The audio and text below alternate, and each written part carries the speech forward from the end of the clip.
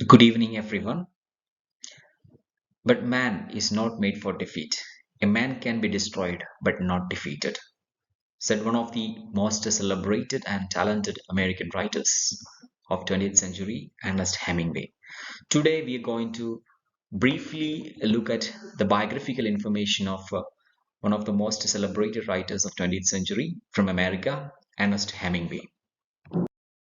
Ernest Miller Hemingway, known as Ernest Hemingway, was born on July 21st, 1899, Cicero, now it is Oak Park, Illinois, US, and died on July 2nd, 1961, Kitchum, Idaho. He was one of the most celebrated American novelists and short story writers, and he was awarded the Nobel Prize for his epoch-making piece of literature, short novel, The Old Man and the Sea, in 1954. Now let's look at his biographical information briefly by following a timeline of his life. Even though Ernest Hemingway was a brilliant student, he excelled in his school. He did not want to continue his school and join the college. So he left the school with a high school education.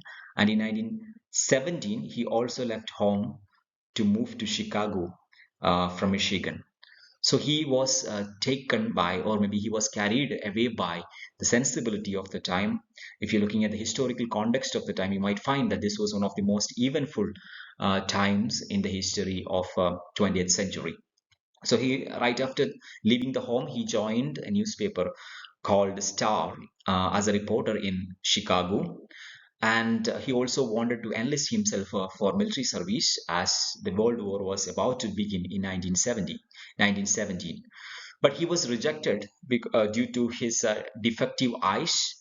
But however, he managed to enter the World War first as an ambulance driver for the American Red Cross because he wanted to fight for his nation. So, as an ambulance driver, he traveled from America to Europe and took part in the war, which had a kind of a detrimental effect on his personal as well as the literary life. That is what we find in his writings. Right after the World War First, he came back to America, and by that time he also had turned to his literary career very seriously. I mean, he started to look at his literary career very seriously, and he had a chance to meet with most of the young writers of maybe the vibrant writers of the time, like Scott Fitzgerald or Gertrude Stein, Ezra Pound, the editor of The Wasteland. And this collaboration of writers, or maybe this consortium of writers, was later called as the Lost Generation. The term was coined by Ernest Hemingway himself, which indicates or maybe designates the kind of sensibility they shared or the kind of a socio-political situation that they were dealing with back then. In 1930, I just wanted to mention that he was also an ardent lover of of the Spanish culture and Spain itself. So he used to travel frequently to Spain to watch the bullfight, and he was very much inclined in the Spanish culture. So during the third decade of the 20th century, he used to spend a considerable amount of time in Spain. So, as a part of that, showing his affinity towards the Spanish people and culture, he took part in the Spanish Civil War as a part of, and he took part with the Republicans to fight against the rule of or maybe the administration of General Francisco Franco. And this was a kind of a bloody war, and the experience he had during this time is also appears in many of his works. So, right after the Spanish Civil War, he also took part in the Second World War, this time volunteering himself as a journalist.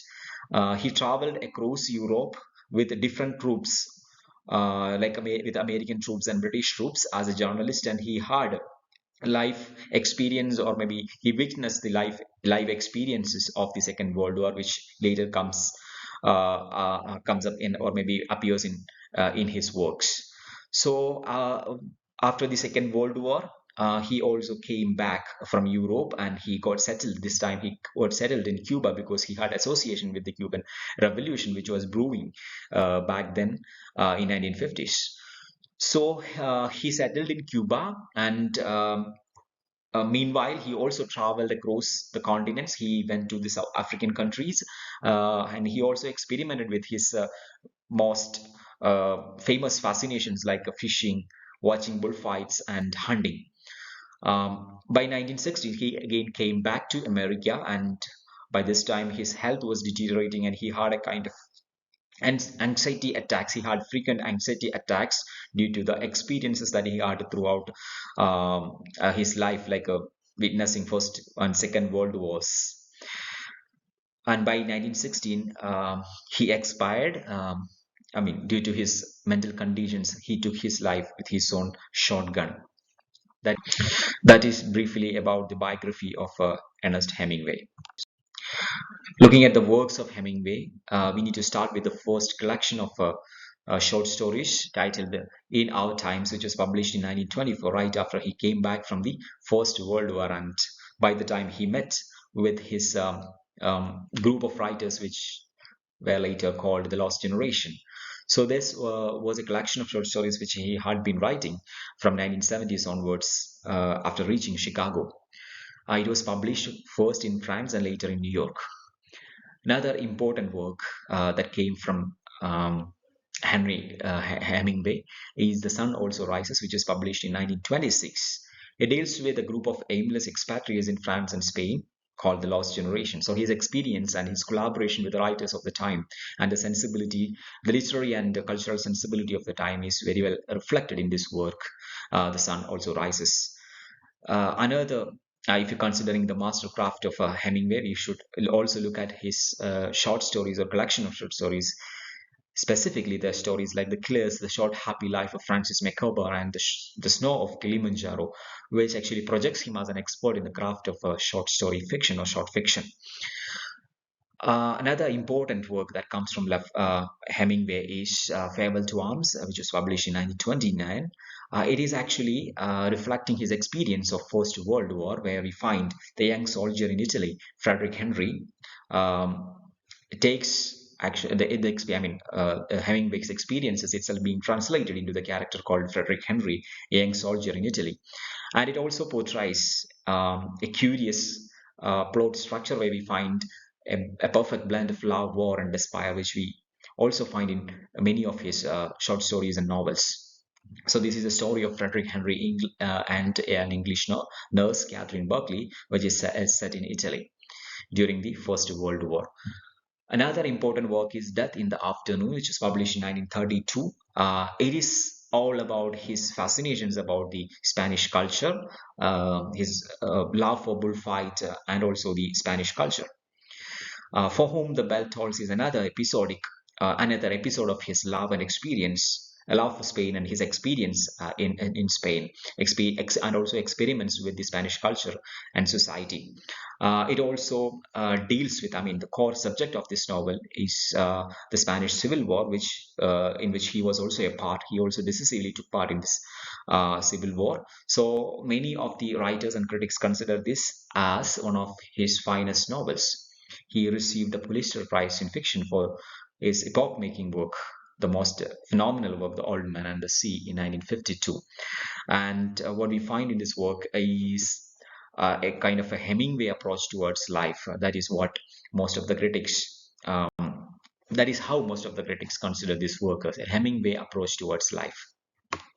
Considering the thematical orientation of Ernest Hemingway's work, we have to consider mainly three perspectives. The first one is war, the second one is aesthetic sensibility of great delicacy, and the third one is writing style. So war is not just a perspective or thematic perspective or thematic orientation of Ernest Hemingway's works. Rather, it is a kind of a persistent symbol or a consistent symbol in almost all his works. Even though many of his short stories are not contexted on war or something related to war, the sensibility of the war, the emotions of the war, or there may be far removed, I mean, relatable events to the war in most of his works.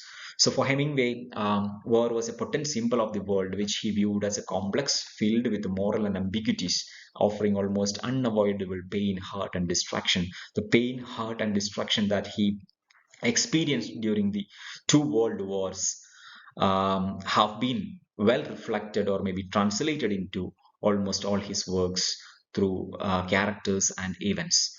So the second thematic aspect of his work is the aesthetic sensibility of a great delicacy. We can also call it as a Hemingway code. The way he presents life is entirely different from the writers of the modernity of the modern times, because even though he is considered to be one of the modern writers, he was far different, or maybe he was entirely different, significantly different from many other writers like James Joyce in approaching life and in narrative style, in considering, I mean, in presenting the themes or considering the basic plot structure of the works. So in that way, Hemingway was exceptionally in presenting his own path of writing or his own style of writing. The last one is definitely the writing style, describing a series of actions by using short, simple sentences from which all component, comment, or emotional rhetoric has been eliminated. One of the major features of, or one of the major feature that we still today we appreciate about Hemingway's writing is the simple language he has used, the relatable language he has used, so that the readers can easily connect with his writing style, even if we don't experience or we don't belong to the time in which he has written this work or the time which he brings in his works. So this is briefly about Ernest Hemingway. So we have looked at mainly three aspects of Hemingway. We have looked at Hemingway as a person, and we have also took a short journey through the timeline of Hemingway's life, and finally we have dealt with the major thematic orientations of his work. Thank you all.